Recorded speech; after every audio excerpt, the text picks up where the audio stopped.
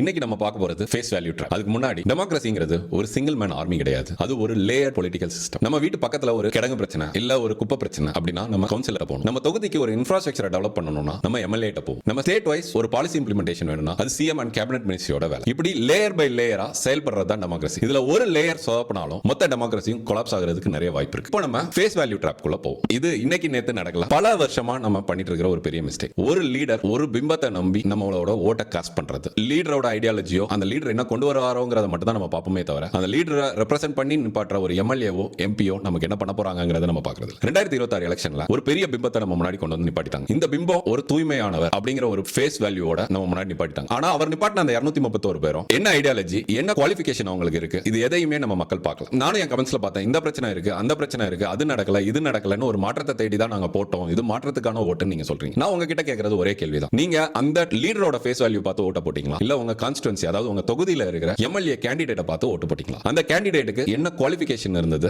என்ன கன்விக்ஷன் இருந்தது, என்ன ஐடியாலஜி இருந்ததுன்றத கமெண்ட் பண்ணுங்க. அஃபிடவிட்ல எம்எல்ஏஸ் தாக்கல் பண்ண அவங்களோட எஜுகேஷன் குவாலிஃபிகேஷனா இருக்கட்டும் இல்ல அவங்க சொத்து விவரமா இருக்கட்டும் எல்லாமே முன்னுக்கு பின் முரணா இருக்கு. புதுசா வந்த சிஎம்க்கு வாய்ப்பு கொடுப்போம், அது ஒண்ணு தப்பு இல்ல. ஆனா மொத்த அசெம்பிளியுமே புதுசா வந்தா எக்ஸ்பீரியன்ஸே இல்லாம இருந்தா நம்ம என்ன பண்றது? இன்னைக்கு ஒரு கேபினட் மினிஸ்ட்ரி கூட இவங்களால முழுசா அனௌன்ஸ் பண்ண முடியல. மொத்தம் 31 பேர்ல இருந்து 34 பேர் இருக்கிற இடத்துல வெறும் 9 பேர் இன்க்ளூடிங் சிஎம் 10 பேர் தான் மினிஸ்ட்ரியில இருக்காங்க. அந்த 9 பேரோட டிபார்ட்மெண்ட்டை தவிர மத்த எல்லா டிபார்ட்மெண்ட்டும் சிஎம் தலையில தான் வந்திருக்கு. அந்த ஒரு மனுஷனால தன டிபார்ட்மெண்ட்டையும் பார்க்க முடியுமா, தன டிபார்ட்மெண்ட்டுக்கும் பாலிசியை வரையறுக்க முடியுமா? இப்படி கவர்மெண்ட்ல இன்ஸ்டபிலிட்டி இருக்கிறதுனால தான் இன்னைக்கு நம்ம மோசமான இடத்தை நோக்கி போயிட்டு இருக்கோம். ரெண்டு முக்கியமான 10,000 பேருக்கு மேல வேலை வாய்ப்பு உருவாக்க வேண்டிய ப்ராஜெக்ட்ஸ் தமிழ்நாட்டை விட்டு ஆந்திர பிரதேஷ்க்கு கைமாறி போயிருச்சு. அது மட்டும் இல்ல கிரைம் ரேட் ரொம்ப அதிகமா இன்க்ரீஸ் ஆயிருக்கு கடந்த ஒரு வாரத்துல. அதையும் தாண்டி ஃபேன் பாய்ஸ் நியூசன்ஸ் ரொம்ப ஓவரா போயிட்டு இருக்கு. இதெல்லாம் விட்டா பவர் கட் திரும்ப வந்துருச்சு தமிழ்நாட்டுக்கு. இதுதான் இன்னைக்கு இருக்கிற சிச்சுவேஷன். ஃபேஸ் வேல்யூ ட்ராப்ல மாட்டாதீங்க. என்ன பிரச்சனைனாலும் அண்ணன் பார்த்து பாருன்னு முட்டும் கொடுக்காதீங்க. உங்க தொகுதி எம்எல்ஏவை பிடிச்சு என்னன்னு கேளுங்க.